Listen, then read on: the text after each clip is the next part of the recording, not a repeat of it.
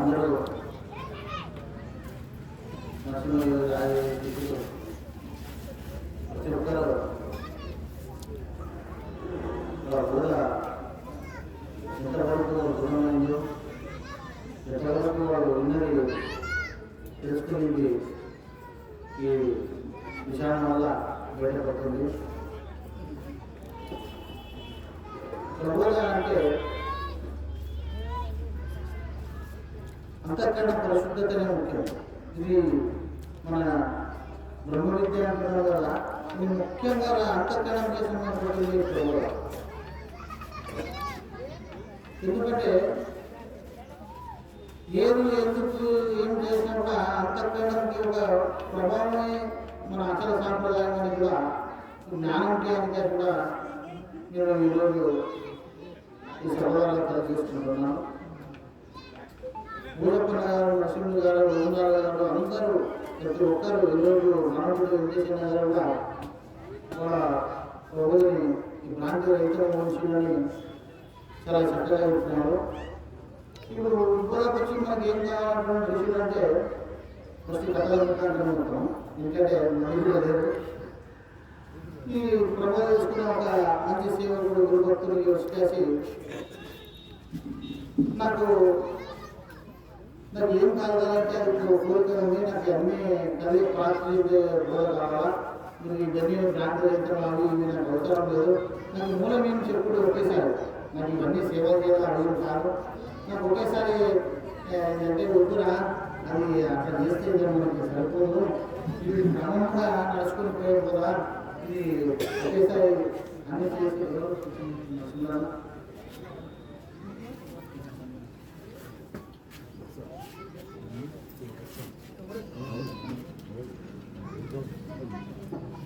అని చెప్తే ఆయన సరిగా అని చూడగలిగాక ఒక బ్రహ్మరాక్షసి ఒక వరమిస్తాను కదా, దీన్ని జపించు, దీన్ని ప్రార్థన చేసుకో, కానీ దానికి ఒక కండిషన్ ఉంటుంది. ఎందుకు కండిషన్ అంటే ఈ బ్రహ్మరాక్షసి ఏం చేస్తుందంటే నువ్వు ఇప్పుడు భరించట్లేదా నిన్ను చేస్తుంది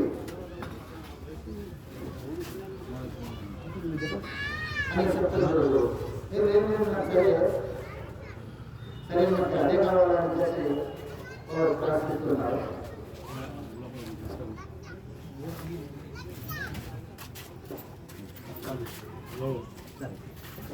అంటే సరేగా గొడవక ఆయన ఒక మంత్రోపదేశం చేసిన ఆ బ్రహ్మరాక్షసిని ఆయన తప్ప సిద్ధించుకుంటాడు.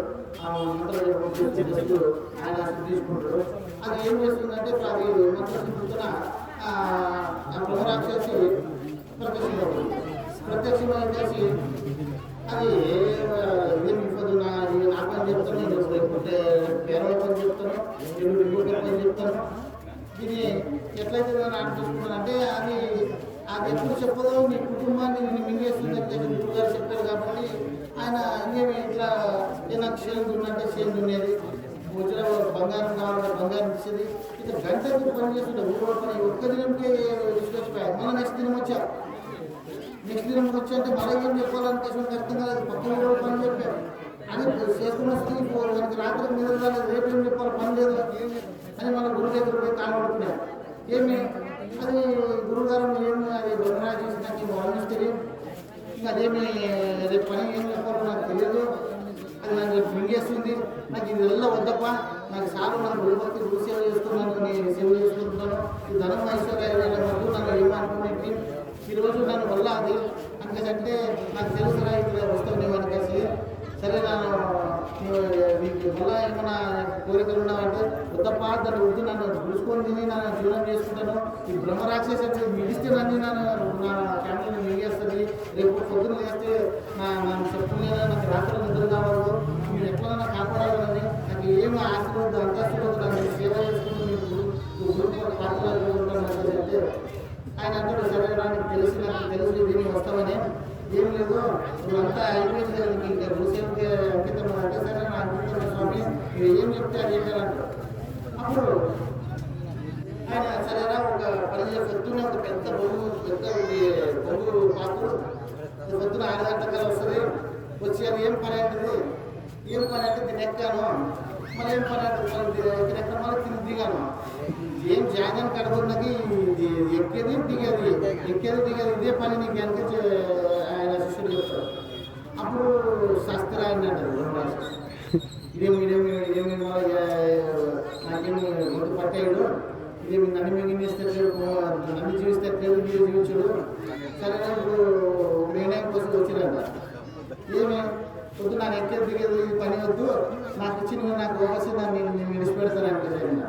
సరే అప్పుడు నీవు వచ్చి నీవు విడిచిపోకుండా నన్ను మిగిస్తే సాగు అని ఆ ప్రాణాభిక్ష తీసుకున్నా. అప్పుడు చూడండి అంటే శక్తి కదా మొదలే ఈ భ్రమ, ఈ ఆశలు ఆకాంక్షలు ఇవన్నీ కోరికలు ఇట్లా ఉంటాయి, ఇన్నిటి ఈ మాదిరిగా ఉంటాయి. గురువు ఏమైనా తను ఇస్తాడు, కానీ దానికి ఒక అద్దు వస్తువు ఉంటుంది. ఎంత అద్దు వస్తువు ఉంటుంది, ఎంతో కొంత కోరికలు ఉంటాయి సహజంగా. అది అన్ని కోరికలు ఉంటే ఇట్లా బ్రహ్మరాక్షసులకి పీడిస్తుంటారా. ధనం అంటే ధనం కాదు, మన ఇంట్లో ఉండింది అది మనం ఇంకొకరు మోసం చేసి సంపాదించుంటే అది ధన విశేషమని పీడిస్తుందా, అది మనకి అవసరం లేదు. ఈ మన యుక్తితోనా కానీ మన శక్తితో కానీ మన భక్తితోనా కానీ ఏం ప్రసాదం ఉందో అదే చేస్తూ మనస్సంతృప్తిగా జీవించడమే జీవనము అని అప్పుడు చెప్తే అప్పుడు నమ్ముతూ ఇలా వస్తుంది. మరి ఇంకోటి ఏం చెప్పాలంటే బ్రహ్మమూలం బ్రహ్మరక్తం బ్రహ్మేణ ఉపాసకం మణేశ్వరం భవత్వం బ్రహ్మమూలం మిలం జగత్తు అని కలిసి ఒక శ్లోకం ఉంది. ఆ శ్లోకం ఏమంటుందంటే కర్మము వృత్తి జంతువు, కర్మము వృద్ధి పొందు, కర్మమే జనులకు దైవం, కర్మమే జనులకు దైవం, కర్మమే సుఖదుఖము గుమ్మడం మరియు కారణమని పానిగా చెప్తున్నాం. అంటే మనం ఈ జన్మకు వచ్చింది ఎందుకు వచ్చినాము అంటే కర్మ వల్లనే జన్మకు వచ్చింది అని కాసి ఆ శ్లోక భావన. అది ఏమంటుందంటే ఈ మోక్షం అని కానీ ఈ కాలత్రయంలో ఈ కర్మకు మనం జన్మకి ఎట్లా వస్తున్నాం, జన్మ మొదలు ఏం చేసినాం, పాపం చేసేలేము కదా, ఎట్లా వచ్చిందాము అంటే లేదు, అది జన్మకి మూలమే ఒక ఆశ, ఒక కోరిక, ఏదో వల్ల ఒక కోరిక. అది ఎట్లు జన్మ కర్మ వలన ముక్తి జన్మైతే కర్మరహితమైన ముక్తి అనబట్టే వాక్య భేదమే కానీ అన్ని భ్రమరహితమే. ఇవన్నీ ఆ భ్రమరహితం ఈ విషయాన్ని చేస్తూ శృతులు వాక్యాలు పద్యాలను ఆధారంగా తీసుకుంటే శాస్త్రంకి 4 ఉపమానం ఉండదు. 4 ఉపమానాలు ఏమిటంటే ఒకటి ఉపమాన ప్రమాణము, రెండవది శబ్ద ప్రమాణము, మూడవది సందేహ ప్రమాణము, 4వది ప్రత్యక్ష ప్రమాణం అని 4 ప్రమాణాలు ఉండదు. ఉపమాన ప్రమాణం అంటే విగ్రహారాధన చేసేది, మూర్తి పూజలు, రూపండాలు పూజలు, లింగ పూజలు, అవన్నీ ఉపమాన ప్రమాణంలో తీసుకోవచ్చు. ఇది శబ్ద ప్రమాణం అంటే మంత్రోపాసనలు, యజ్ఞయాగాదులు, మంత్రోపాసన చేసేవన్నీ శబ్ద ప్రమాణం. ఇక సందేహ ప్రమాణం అంటే యోగాభ్యాసములు, యోగము ఆదరణం చేసేటట్టు, ఇదనం చేసేటట్టు, అన్నం మిండము, కుంభకము, తారకం అవన్నీ చేసేవాడి యోగాభ్యాసం, ఇవన్నీ చేసేవాడు. ఈ ముగ్గురు చేసింది. ఇక 4వది ప్రత్యక్ష ప్రమాణం అని చేస్తుంది. ఇప్పుడు ఉపన ప్రమాణమే, శబ్ద ప్రమాణమే, సందేహ ప్రమాణం, ఈ 3 ప్రమాణాలు చేసిన వాళ్ళకి భ్రాంతి రైతులే కానీ జన్మరహితం కాదని నా నమ్మకం. ఇక ప్రత్యక్ష ప్రమాణం అంటే ఎట్లంటే ఉన్నది ఉన్నట్లు తెలుసుకునేది. ప్రత్యక్ష ప్రమాణం అంటే ఏది ఉంది ఏది లేదు, మన అసలు సాంప్రదాయంలో కూడా ఉన్నది ఉన్నట్లు తెలుసుకొని నిజము తెలుసుకొని బ్రహ్మభ్రాంతిని విడిచి ఆ గురుసేవకు ప్రాప్తులై ఆ తర ఉన్నది ఉన్నట్లు తెలుసుకునే వాళ్ళకే బ్రహ్మరహితం కావాలి, జన్మరహితం కావాలి, ముక్తిగా కావాలి అని కలిసి ఒక నమ్మకం పెద్దలు చెప్తున్నారు. అది ఎట్లనగా ఇప్పుడు కొన్ని పచ్చి విత్తనాలు తీసుకొని కొన్ని విత్తనాలు బాగా పెంచిమని ఏపి ఆ పచ్చి విత్తనాలు కలిపి ఆ భూమిలో విత్తితే ఆ పచ్చి విత్తనాలు మొలకెత్తావు, కానీ ఈ ఏగిన విత్తనాలు మొలకెత్తావు. అంటే అసలు సంప్రదాయంలో గురు శిష్యుడై ఈ నేను అని, ఈ దేవుడని, ఈ భ్రాంతికి ఏమి మూలమని, ఉండగానే సావాలని చెప్పాడు. ఆ ఉండగానే సావాలని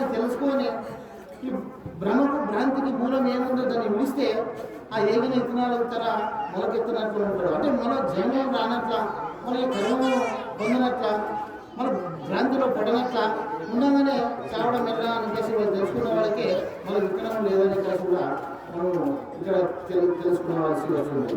మనం ఇంకోటి ఏమని చెప్తున్నాడంటే, ముఖ్యంగా మనకు అచల ప్రభు సాంప్రదాయంలో ప్రత్యక్షంగా ప్రమాణంగా అన్నీ తీసుకున్నా కూడా ఇంకా మనకి నాది నీది అనే దేశ అసూయలు పోలేదు కదా. ఎందుకు మనకి మనకి ఇంకా వాళ్ళంటే అసూయలు అంటే మనకి వచ్చింది ఏమి, మనకి గురుబోధం మనం తెలుసుకునే వచ్చింది ఏమి, మనం ఎవరైనా తెలుసుకునే విషయము, మనం ఎందుకు వచ్చినామని తెలుసుకునే విషయము, మనం ఏం చేస్తున్నాం ఈరోజు ఆ గురు సేవకు పాత్రలు అవుతున్నామా. ఒకటి జాగ్రత్త, ఎందుకంటే ఈ సృష్టిలో ఏం చేసినా కూడా భగవంతుని నెల కోసమే చేయవలసి వస్తుంది, కానీ గురునామం తప్ప మరొకటి లేదు. ఎందుకంటే జాగ్రత్త, ఎందుకంటే ఇది సృష్టి ఉండగానే భ్రాంతి వైపు చేసుకున్నామనే ఒక ఆపేక్ష కలిగి ఉండాలి గురువు దగ్గర. సత్యంలో అసత్యంలో సత్యం ఎట్లా కూడా చెప్తాను. అసత్యంలో సత్యం ఎట్లంటే, ఒక 25 దొంగలు వచ్చి కాసి ఒక ఊరి మీద పడి ఆ ఊరిని అంతా దోచుకొని ఒక వాళ్ళని హింసిస్తూ వాళ్ళని బాధ పెడుతూ బంగారు వజ్రాలు వడ్డీలను తీసుకుంటూ వాళ్ళ దొంగతనం చేసుకుంటూ ఒక పాతమైన గుడిలో పంచుకుంటారు. పంచుకున్నప్పుడు వాళ్ళు చేసే విద్య దొంగతనం అయినా కూడా అదంతా ఒక రామన్న అంకేసుకున్నాక, ఓ రామన్న నీవు పెద్ద మనిషి,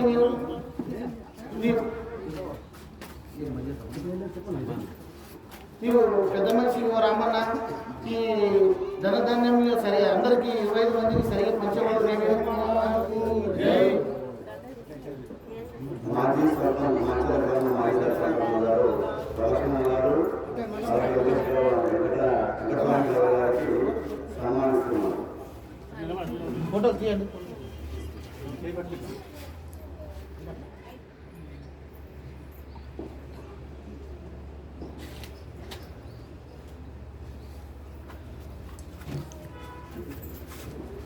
మాజీ సర్పంచ్ అన్న లక్ష్మణ్ గారు కూడా ఈ మండలానికి ఎంతో సేవ చేసి ఉన్నారు. అక్కడ సర్పంచ్ పదవి ఉన్నప్పుడు ఈ మండలంకు డాక్టర్లు అదేమాదిరిగా ప్రజలు మరి కొన్ని ధనవాదాలు కూడా మనకు ఎంతో సహాయం చేసి ఉన్నారు. కాబట్టి వారికి యొక్క ధన్యవాదాలు చెప్తున్నాను. అంటే వాళ్ళకు ధన్యవాదాలు చెప్తూ ఆ గురుకృప ఆయన సదాకాలంగా ఆశీర్వాదం చేసుకుంటారని నేను ధన్యవాదాలు తెలుసుకుంటాను. ఈ సద్గురు ద్వారా అలా చేసేటప్పుడు వాళ్ళు చేసిన దొంగతనాన్ని ఇంకా రామన్న ఒక పెద్ద మనిషి అయిన వెంకన్న చెప్తాడు, రామన్న నువ్వు పెద్ద మనిషి ఉండవు, ఈ ధనం అంతా నీవు సరిగ్గా పంచేవాడు నీవే. అప్పుడు ఆయన అంటాడు, వెంకన్న నా గురించి తెలియడానికి నేను పిల్లవాడిని, నేను పెద్దవాడిని, నేను ఊరికి మోసం కానీ అన్యాయం కానీ చేసేవాడిని కాదు అని చెప్తుంటాడు. కానీ వాళ్ళు చేసింది వాళ్ళు దొంగతనమే, వాళ్ళు హింసించి తెచ్చింది కూడా. కానీ ఆ సత్యంలో సత్యం ఎట్లుందంటే పంచుకునేటప్పుడైనా న్యాయం కావాల్సి వస్తుంది, పంచుకునేటప్పుడైనా కానీ న్యాయం కావాల్సి వస్తుంది.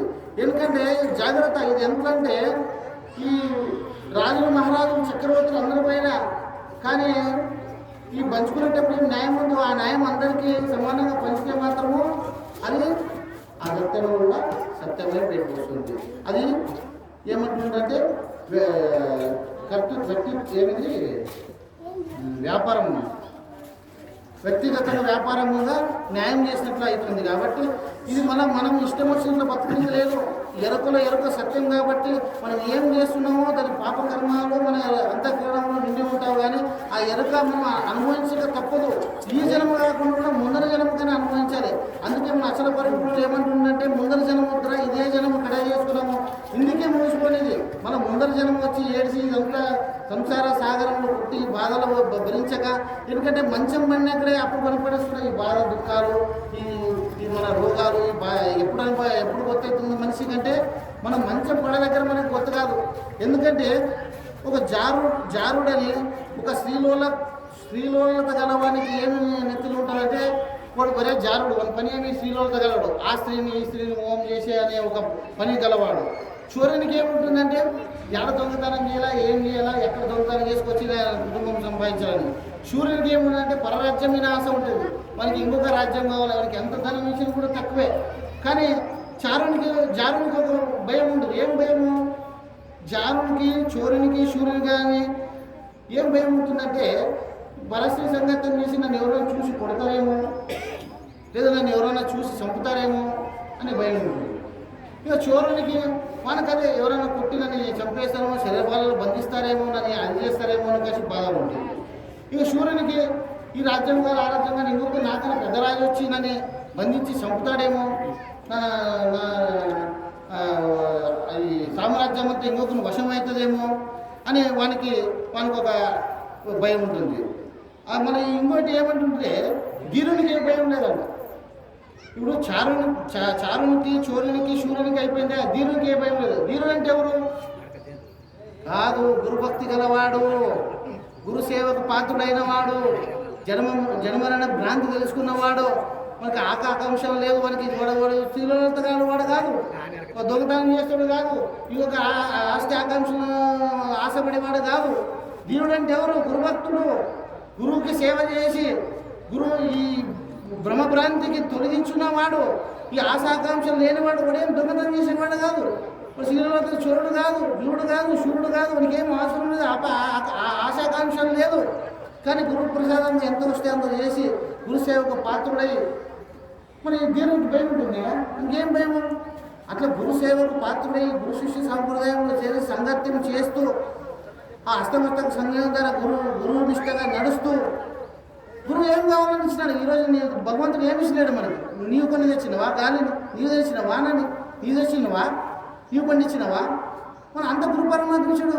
అంతకన్నా పెద్ద పాపం ఏముంది జగత్తులు అంటే ఎందుకని ముందు చెప్పిన గురు పరమాత్ముని నిలబెట్టినాడే దరిద్రుడు. వాడంత పాపం చేసిన వాడు ఏం లేదు. ఎందుకంటే మనం పుట్టించి మనం పెరిగించి ఇదెల్లా మనకి అందిస్తున్నాడే ఆ గురు పరమాత్మని ఎంత కొనాడాలి.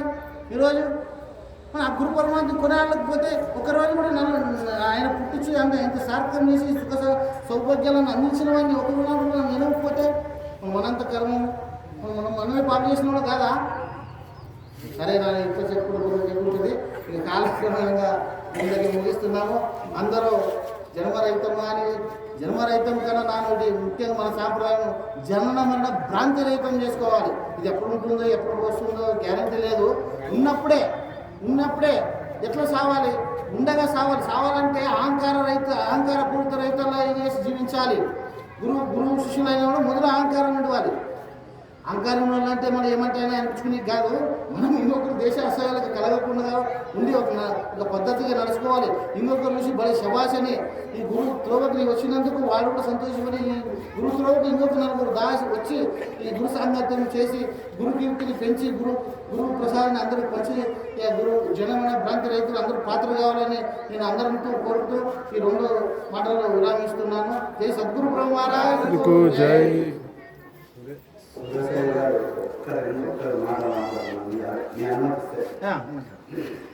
అయ్యగారు చెప్పినటువంటి కూడా ప్రతి ఒక్కరు కూడా ఆ పద్ధతిగా ఆచరణ చేసినటువంటి వారికి ఏ గొప్ప ఉండదు. అది తమ అంతఃకరణానికి సాక్ష్యం ఉంటుంది. అయితే అంతఃకరణాన్ని పరిశుభ్రంగా పెట్టుకొని అయ్యగారు చెప్పినటువంటి బ్రహ్మరాక్షసి కథ అది కథ కాదు, వ్యథ. అది మన జన్మ యొక్క వ్యథ. దాన్ని అర్థం చేసుకోండి. తమ సగురులతో సగురు లేడని చెప్పి బాధపడకుండా మనకు సగురుడు అంటే మా అయ్యగారు సురేశయ్య గారే. వారి యొక్క పాదపద్మములకు నమస్కరించి వారి యొక్క అమలైన వార్తలను మళ్ళా మీకు ఒకవేళ ఎవరికి అది అవగాహన కాకుంటే సురేశయ్య గారికి వచ్చి అది విని దాని జన్మను కర్మపని చేసుకోవాలనుకుంటున్నాను. అది అయితే అయ్యగారు లాస్ట్లో ఒక మాట అన్నారు, గురుపుత్రుడు అయితే ధీరుడు అని చెప్పి. అది సత్యము. అయితే చారుడు చోరుడు జారుడు సూర్యుడు వీళ్ళందరూ కూడా తమ భయాలకి లోనై ఉంటారు. సత్యము. అయితే ఎవరైతే గురుసేవకు పాత్రుడై శ్రీకరణ సిద్ధిగా నడుచుకుంటే జన్మరహితం మూలమని చెప్పి అన్నగారు వ్యాఖ్యానించింది. వారే ధీరుడు అని చెప్పి ధీరుడు అయినప్పటికీ కూడా మనకు రోగం ఉంది. ఏమై ఉందనంటే నేనైనా భావన అందరికీ నిండుకొని ఉంది. గురువు గురువు గురువు గురువు అని చెప్పి నిండుకొని ఉంది. ఇది నాకు తెలిసైతే నా భావనకైతే ఇది గురుద్రోహం అనిపిస్తుంది. కాబట్టి గురుద్రోహం చేసినటువంటి వాడు నిర్జల దేశం నందు బ్రహ్మరాక్షస పుట్టాడంట. ఇది గురువు చెప్పినట్టు మాట, నేనేమో చెప్పినటువంటి కాదు, అంటే పెద్దలు చెప్పినటువంటి మాట ఇది. కాబట్టి అట్లా పుట్టిన తర్వాత మళ్ళా 100 జన్మాలు బ్రహ్మరాక్షసై తర్వాత కుక్క యోనంలో పుట్టారని చెప్పి కూడా గురుగీత భావనం చెప్పుకుంది. కాబట్టి అటువంటి ఎవరు కూడా గురుద్రోహం